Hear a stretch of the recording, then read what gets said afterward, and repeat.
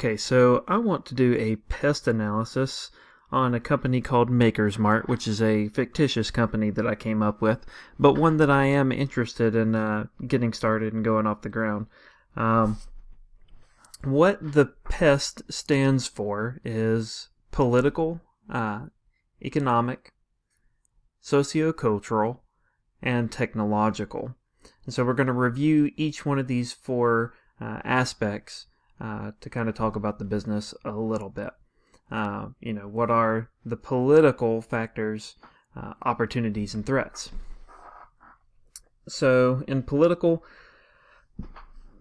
really the only thing that's real I can imagine will come up into play and based off of the research that I did for building a retail business, which is what Maker's Mart will be. Let me back up a moment and tell you a little bit about Maker's Mart. Maker's Mart is going to be a retail store similar to Joann's or Home Depot, Lowe's, Hobby Lobby, things like that, where people who enjoy making things and are in this DIY culture, and makers generally, outside of the regular arts, painting, drawing, those crafting, sewing, things like that. There's also a technological aspect to it, using vinyl cutters, 3D printers, computers, CNC machines, things like that. I'm going to try to put together a store that puts all of these things into one location, because right now you're having to visit multiple destinations to get all of the right tools that you need just for one project. If you can combine all the things that you need into one location, it'll make it a quick one-stop shop to continue on with your creative projects. And a lot of people now are using these creative projects to start small businesses. So there's some value in having a store like that. In putting up a brick and mortar location, which is what I'm going to talk about here, there will definitely be an e-commerce aspect to it, but this is really going to be about placing a building in a community. Land use, building permits, unexpected complications. One thing that I found was here in the Raleigh area is as people are expanding and trying to find the land to be able to build commercial properties on, they're running into old farmlands, which is where people used to bury their loved ones. And they're running into old grave sites, so they're having to not only buy the land and excavate and build up, put their buildings on the land, but they're also having to take care of grave sites from however long ago it was, early 1900s, late 1800s, maybe even early 1800s. And then retail regulations. And then here's just a couple of types on the right here of retail regulations that I could think of. Changes to unemployment tax filings, the growler law, which really is for alcoholic beverages, collecting a 911 service charge, tobacco compliance, which we're not going to worry about that at Maker's Mart, Energy Star sales tax holiday, E-Verify, which is just a way to verify someone's employment, which will be applicable to Maker's Mart. Don't have to worry about banning electronic sweepstakes. If I do end up putting a store in the Outer Banks, there's a plastic bag ban, so that's something that I'll have to keep in mind. However, not planning on using plastic bags for the business. Local sales and use tax, you just got to figure out what those are. Wherever you're putting the building up, it varies from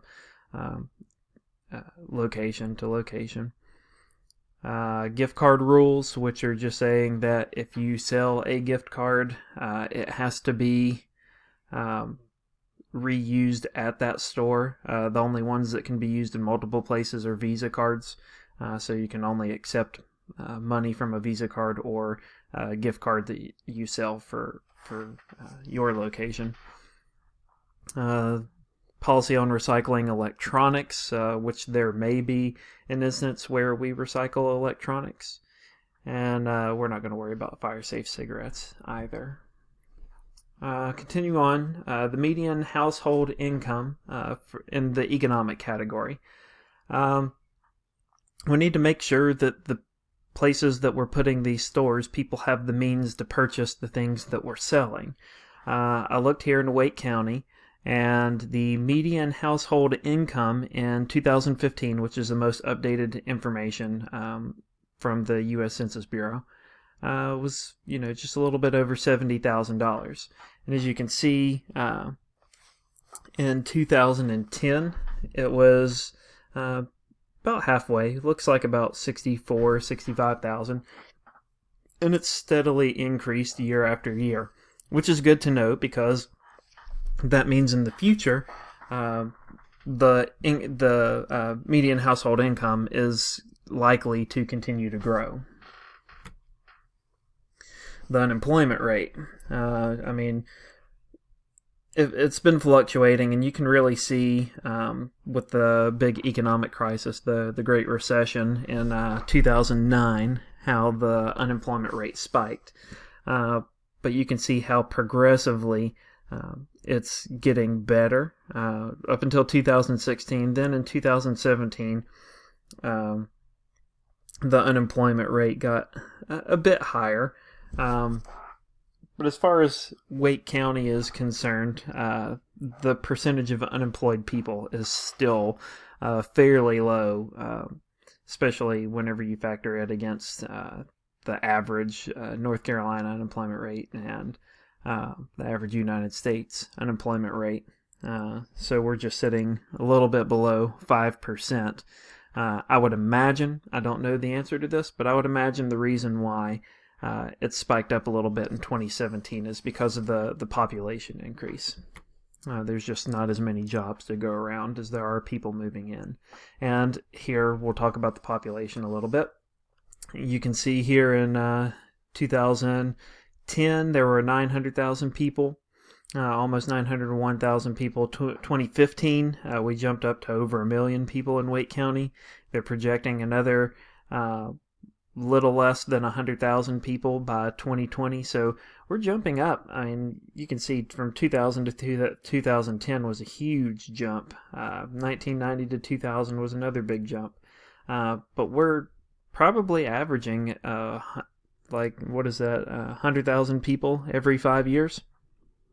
So that's quite a significant population increase. The good news is there's always going to be people around to buy the product. As far as sociocultural is concerned, age is certainly a factor. You don't want, people who are in their, I might sound a little politically incorrect, but people who are almost to the end of their lives may not be making purchases as the same rate people who are just starting their lives out. The flip side to that, you don't want a whole bunch of kids either because they don't have jobs and they don't work. You really want that nice balance. And the average age, or the median age in Wake County is 37, almost 38 years old, which means that the population now is going to, continue to age, but I'm starting at a fairly young age, and there may be more people who are wanting to work on projects. Especially whenever you get into retirement, people have more time to work on projects, and they may end up spending more money coming to a store like Maker's Mart. Educational attainment. Certainly people who earn bachelor's degrees have higher earning potentials than people who don't have bachelor's degrees, so on and so forth. And here in Wake County, a bachelor's degree is 50.1% of the people aged 25 plus. So with people who have higher earning potential comes more potential for me to sell product. New technologies, they come out all the time, especially since I'm going to dabble in 3D printing, CNC, vinyl cutters, things like that. The technology on those items are going to continue to get better. I'm showing you here a list of the history of the iPhone. Probably won't be selling iPhones, but just to give you a picture of how fast technology moves. Apple put out a phone, sometimes 2 phones every single year, and each time they got a little bit better. You really need to stay on top of your education. You need to know what's out there in the market in order to stay relevant and keep the best technology stocked on the shelves. There is a big emphasis on STEM in the public schools across the United States. I'll read this quote to you. Yet today, few American students pursue expertise in STEM fields, and we have an inadequate pipeline of teachers skilled in those subjects. That's why President Obama set a priority of increasing the number of students and teachers who are proficient in these vital fields. So the United States government is pushing STEM in schools, which means that there's an opportunity for Makers Mart to partner with local schools, maybe even colleges and universities, to provide the tools needed to teach these STEM subjects, especially whenever it comes to the 3D printing and, teaching engineering. So there is going to be a difference between e-commerce and brick and mortar. I do want to have an e-commerce side as well to be able to reach more people.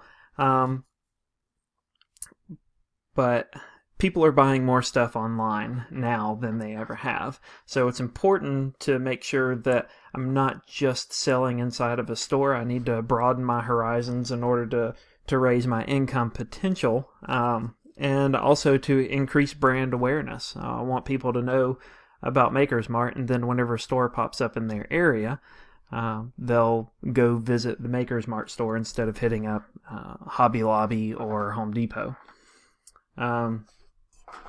And then this is just a neat little statistic.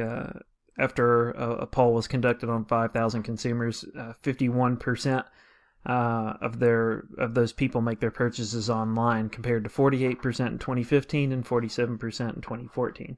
So it's just showing you how quickly online shopping is replacing brick and mortar locations. However, for instant needs, e-commerce can't satisfy an instant need. You can't just go pick something up from the internet. That's why brick and mortar is an important aspect to have as well. Thank you.